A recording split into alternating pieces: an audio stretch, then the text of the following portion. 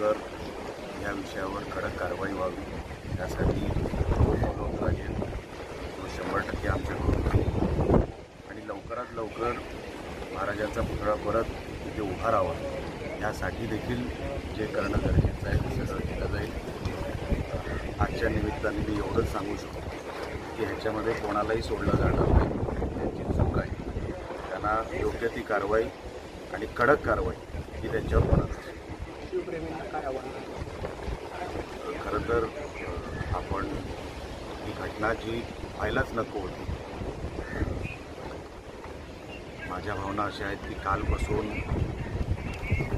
जे काही चित्र आपण मोबाईल वगैरेवर बघतोय ते बघवत देखील नाही आणि शिवभक्तांचं मी तीव्र जे काय त्यांच्या भावनातून समजू शकतो। कोणालाही राग येईल, म्हणजे फक्त हा काही कुठला राजकीय विषय नाही आहे, आपल्या दैवताचा विषय आणि म्हणून राग येणारीच घटना आहे। तरी शिवभक्तांनी शिवप्रेमींनी हे संयमाने एवढा संयम जो दाखवला मी खरोखरच त्यांचे आभार व्यक्त करतो। खरं तर संयमासारखी ही घटना नाही, आपण अनेक वेळेला बघितलेलं आहे, तरी देखील शिवभक्तांनी जो संयम दाखवला त्याबद्दल मी त्यांचे आभार व्यक्त करतो आणि लवकरात लवकर हा पुतळा इथे परत भव्य दिव्य उभा राहील हा शब्द देखील लगता नहीं है। ये विषय में अभी तक किसी ने राजनीति की है। जो कुछ घटनाएं हुई वो एक गुस्सा है, मैं उसको गलत नहीं समझता। छत्रपति शिवाजी महाराज हमारे भगवान हैं, अगर ऐसा कुछ होता है और वो इवन मोबाइल पे भी अगर दिखेगा तो गुस्सा आता है, ये स्वाभाविक है।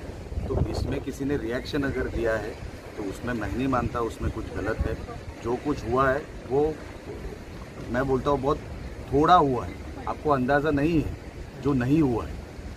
आप जो बोल रहे हो ना कि ये अभी तक बहुत शिव प्रेमियों ने अपना संयम दिखाया है, अभी तक कुछ भी नहीं हुआ है। जो हुआ है वो किसी ने भी जिसने भी किया है वो गुस्सा है और वो गुस्सा गलत नहीं है, मैं समझता हूँ। सर क्या डेडलाइन मांगते हैं?